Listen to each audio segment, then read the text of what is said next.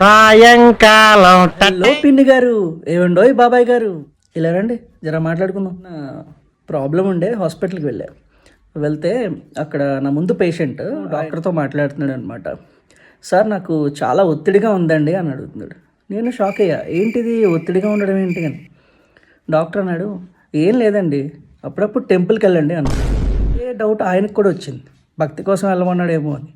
అయితే అడిగాడు అన్న, టెంపుల్కి వెళ్తే ఒత్తిడి తగ్గుతుందా అని. టెంపుల్ లోపలికి వెళ్ళొద్దు, టెంపుల్ బయట ఉన్న మెట్ల దగ్గర కూర్చొని అక్కడున్న చెప్పులు ఉంటాయి కదా, ఆ చెప్పులన్నీ మిక్స్ చేసేసి ఆ పక్కన పెట్టాయి.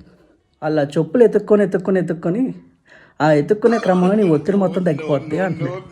దీన్ని బట్టి మనకి ఏమర్థమైంది, పక్కోడు టెన్షన్లో ఉంటే మనకు ఒత్తిడి ఆటోమేటిక్గా తగ్గిపోద్ది కదా.